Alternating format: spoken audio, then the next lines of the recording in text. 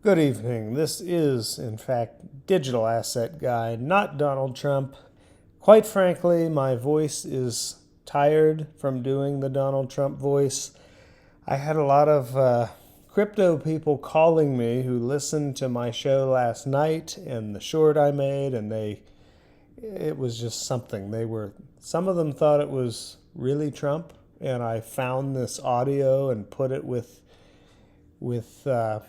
my screen recording or something, and I really had fun and told them, like, yeah, you haven't heard that recording of Trump talking about Stu Alderati and Brad Garlinghouse? Like, yeah, everybody's heard that. And they're like, are you kidding me, man? I've never heard that before. That's huge. And then I'm like, no, you idiot, that was me doing my impersonation of Trump.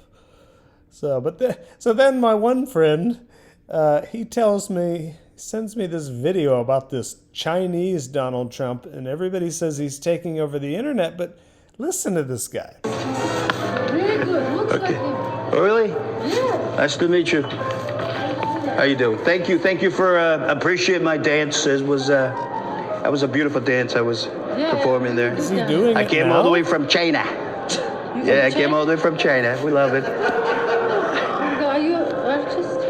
I'm an artist. Yeah, yes I am. And we have a tremendous hotel here, and they say you have to. I'm sorry, but I'm not impressed. You like hot pot? You know what? I'm the king of hot pot. Nobody knows hot pot more than I do. Today we're in Chongqing, but we're eating Chaoshan hot pot. What do we have here right now is that we have a whole plate of nicely cut, best part of beef. They say... I'm sorry, but I kind of think he sucks. I don't think he's that good. Here's the digital asset guy in this short that now since I have been shadow banned on X and YouTube and everything, you know what's interesting is this short on my YouTube channel, I think it got like, I don't know, 100 and some views. On my little Facebook account where I do have 5,000 followers, it got like, I don't know, 600 or something in 12 hours. It's very strange. And then, anyway, here's the short of me last night with Trump that fooled so many heavy hitter crypto people. And they insisted on taking a picture in front of the ship painting in my family for generations. I remember Brad said something about a cartoon bear and a knight in shining armor riding to the castle. And Stu said something about having the right people in the right places at the right times for the right reasons, giving their followers hope, dedication. I just remember these very fine, handsome gentlemen. You know, they really love what they're doing. You've got to love what you're doing, especially when you're doing a very big job. Like putting the world on a level playing field. Very big job. And I did pick out the music too, just FYI. I thought it was kind of, a lot of people jumped on and they watched this short. And so then today, I actually messaged with the founder of XRP Las Vegas today. But a lot of people were calling and texting me, man, where did you find that audio of Trump talking about Stewart and Brad? I've never heard that before. Oh my God. It was so funny. Excuse me. All right, so let's get to some of the news. This is Senator Cynthia Lummis, who is retiring at the end of her term. The digital asset industry can't wait any longer for regulatory clarity. This Bipartisan Clarity Act provides the framework America needs to lead in financial innovation while protecting consumers. Both parties contributed to every section. Let's get this done. I don't know why, I do know why. Well, I'll just say for now, this doesn't sound very confident to me. And if you've been following me since October, when I decided to make some moves, when the government shut down and everything got kind of taken away, and all of a sudden the Clarity Act, I started hearing from some big crypto people like, yeah, I don't think it's going to happen. I'm like, well, what about when the government reopens? They're like, it kind of messed everything up, and it's not that simple and all. So I'm like, you know what? Seems like a sneaky way to end the bull run and then keep dangling this thing on a string, And here's Jake Shavinsky. This guy is some kind of so lawyer, but not yours. The board of Fund DeFi. He's, I don't know. He's somebody who's in the know that everyone talks about. He posted this last night. The new market structure bill came out last night. A lot has changed since the draft that came out in September. See, all of a sudden, everything changed. It's just that's simple. Everything changed. Everybody was happy it was going to pass. Like even the person at XRP Vegas who knew what he was talking about, he said, yeah, it'll pass in October. Everybody's on board. And then all of a sudden it didn't. And you see things like this. A lot has changed since the draft came out in September, and the devil is in the details. Amendments are due by 5 p.m. Eastern time. He posted this 13 hours ago. So it's a mad scramble today identifying critical issues to fix the markup. Sadly, there are many. That sounds like, I am getting the vibe this thing is not going to pass. Fidelity Digital Assets. I'm going to follow them. This is my new account. I actually spoke with them on the phone at one time about a job. That's a whole nother story. Eleanor Terrett posted this yesterday. She's at the White House in D.C. right now. It's so exciting. I just love the Crypto in America team. But this is interesting. Here's an interesting section. Eleanor says interesting almost as much as the digital asset guy. Here's an interesting section giving some token classifications as non-ancillary assets based on their inclusion in exchange-traded products as of July 1, 2026. Says if a token is in the main asset of an ETF listed on a national securities exchange and registered under Section 6 of the Securities and Exchange Act as of January 1, it will not be required to file disclosures that other tokens are required to file. So this really all goes back to the Ripple versus SEC lawsuit, where the whole thing was they claimed XRP was an illegal security and Ripple didn't file it as a security, and because people were guaranteed profits on XRP based on the due to the profits of Ripple, the company. The whole thing was just made no sense from the beginning. And then now all of a sudden we have the Clarity Act where we have the language in here. I think the Ripple versus SEC lawsuit was like to show what the problem was before we fix the problem. And I just think they used it for a lot of different things. But it's kind of cool how she says, in other words, under this bill, XRP, Solana, Litecoin. I don't know why they have Litecoin in there. Yeah, back in the day, back in 2017, 18, we were all in Litecoin, but really anyway, HBAR, Dogecoin, okay, Link are treated the same as Bitcoin and ETH from day one. This is kind of strange to me because XRP is the only one that actually has clarity as a non-security from a judge because of the lawsuit. So I don't know, but anyway, this I need to get in and read like all of it. But anyway, I trust Eleanor. She's saying this is the case. They're all treated like Bitcoin and ETH. I guess just these ones. I don't know where Cardano is when Cardano was supposed to be in Trump's strategic reserve. And then that's interesting because now Charles is saying that the Clarity Act's not going to pass. And I think Digital Asset Investor this morning was saying, Charles feels left out. And so now he's mad and trying to say that Clarity Act won't be passed. Maybe that is the case. It's a little weird how Cardano's not in there. But anyway, here it is. if the internet will work.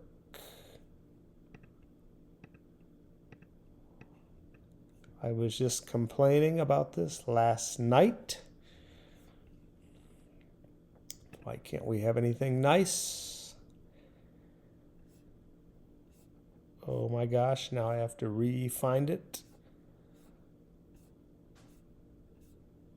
Charles, there it is. Pass in Q1, and if it does, it'll be by the skin of its teeth. And the problem is, I don't honestly believe it's going to pass in Q1, and if it does, it'll be by the skin of its teeth. And the problem is it's a midterm, so nothing gets done in a midterm election. It's very polarizing. How could the Democrats be like crypto equals Trump equals bad, but we're just going to go vote for this bipartisan crypto framework and give Trump credit for regulating crypto? They're just not going to do it. They're going to go hardcore Gary Gensler because that's their talking point to win re-election or to win election. That's very true. I don't know. I'm just getting the vibe this thing's not going to pass.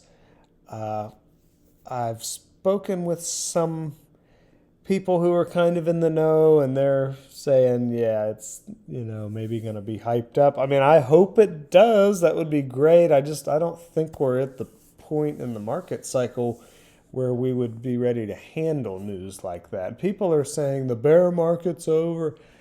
Those are people who haven't been in a bear market before. This has not been a bear market yet. Bear markets, we'll be down in the depths of the bear market for like a year and then finally dig our way out. Maybe it's changing now with all of this regulatory, landscape, but I don't think we're going to have this thing passed and just go to the moon next week. So if we look at the charts here, and again, I watch Blockchain Backer every single video. I click immediately. You all know that. This is basically what he's been saying, but really it's not rocket science. If you go on the year chart, this is where we're at now. We just had the bull run up to like 126,000. So we went from 126,000 down to 82,000. That's a pretty gnarly crash. I would call that maybe a crash. And then we've retraced a little bit. But if you come back here to the last bull run, and I've showed this a lot recently, but you can't ignore it. Here's 2021's top. We were at like 67,000. We fall down to 35,000. We retrace up back to like 47. 35 to 47. I remember that thing. That was quite a retrace, and everybody said, we're going to the moon, we're going to 100 here. It's not what happened. We stair-stepped down, and it just was that classic bear market, like it tricks you, goes up a little bit, and then people sell, and then we got down here, which I believe was FTX. November of 2022. Let me just check with the lady real quick. Hello, sweetheart. When was FTX? When did it officially, the news drop that it collapsed? Hey there, the news about FTX's collapse first broke in early November 2022. Specifically, It was around November 11th, 2020. Yeah, there we go. Well, there's November 9th, and that's when we came down. So I'm just saying, I think we're in the part of the market cycle where we may have a little retrace, kind of like we're possibly seeing today, and now getting up above 95,000. But then I think we'll have probably some bad news. I think the Clarity Act, like all this anticipation to it passing, if it didn't pass, that might be our bear market thing, that bad news that drops us down there. I don't know if that would be bad enough to be like an FTX, but I could see it happening. Let's go back to 2018. That bear market after the bull run. Yeah, here was the top around 20,000. Remember, I got into crypto in like the mid 2016, watched this whole thing happen, didn't know what was going on. Then we come down, we do one more push, kind of like we just did here, to 17. Then we crash down to 7,000. Then we retrace back up to 11,000. And everybody's, yeah, we're going again. And then, we come down here to 6, push up to 9, and come down here. And we go in, we have our actual bear market. I forget what the narrative here was. I think it was China is banning Bitcoin. All the governments are just going to ban crypto. It's over, and we thought it maybe was over because this was the Wild West. Back in my day, back here in 2017, 16, this is where I bought my first Bitcoin. Under $4,000. Wish I would have bought more. Anyway, that's a whole nother story. Let's check out what Vincent Scott is saying. This guy calls himself a publicly funded journalist, does these chalkboard videos. I think it's pretty entertaining. I think he knows what he's talking about. Let's listen. XRP's price due after clarity's passed. Who knows? Okay, here's what we do know. It's not effective when it's passed, enacted, signed. It's not effective yet. There are baked-in delays, like I've explained countless times to countless people. He said baked-in delays, and that's what I hear from my people too.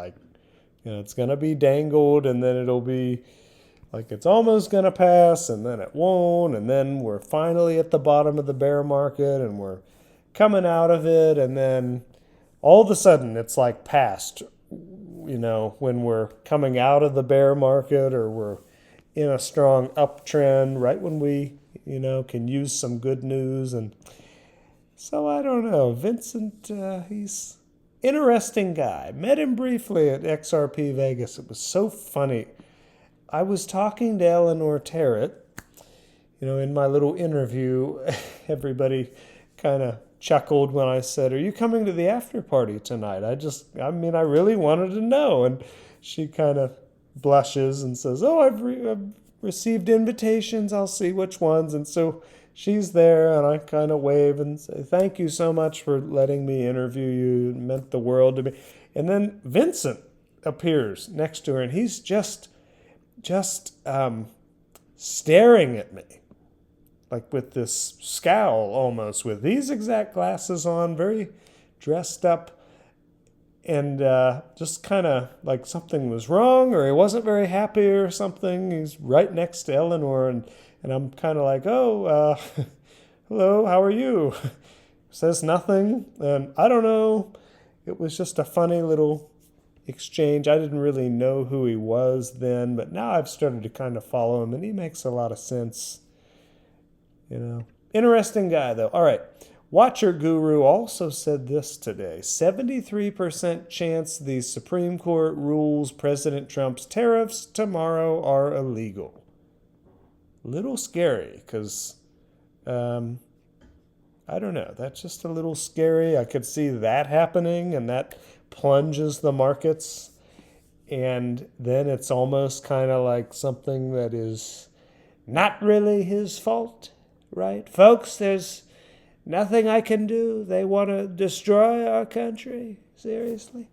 Let's hear this guy, do that better. Really, my voice gets tired doing the Trump voice. Seriously. But I think this is interesting. I could see it happening tomorrow. They put this 8 hours ago. We'll see. All right, before I let you get out of here, iTrust Capital is the digital asset guy's favorite place to buy, sell, and yes, hold crypto, as they are a crypto custodian. It's their job to safely hold your digital assets, and also gold and silver in an IRA or in a premium custody account, which is a non-IRA. Across the board, they charge 1% trading fees. That's the lowest in the industry currently. And they have amazing customer support where you actually develop a personal relationship with them, talk to them on the phone, email them. They're just great. Opening up an IRA, I have a regular traditional IRA that I was able to roll over, and I opened a Roth IRA. And it's I think it's the best thing I've ever done. It was a really crazy way that it all came about, me doing it, but I'm happy I did it. And this is nothing I say in these videos are financial or investment advice, just my own personal thoughts, opinions, philosophies. I decided for me that it would be crazy to not have crypto in a Roth, especially because now you can stake crypto in a Roth, and because it's an IRA, Roth or traditional or SEP, and because it's an IRA, they don't care, and it's tax-free. You can do it inside of there.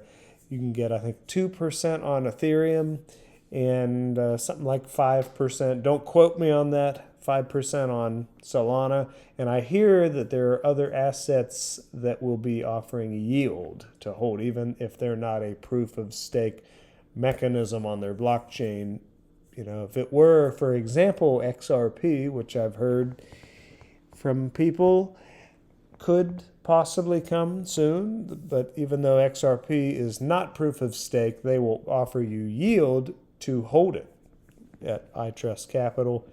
Very interesting, very exciting. Put in the comments below, do you think I do a better job than this guy with the Donald Trump? I personally do. I kind of think he's not that good at all. I've heard other Donald Trump impersonators that are better. I personally think that mine is pretty darn good. Giving their followers hope.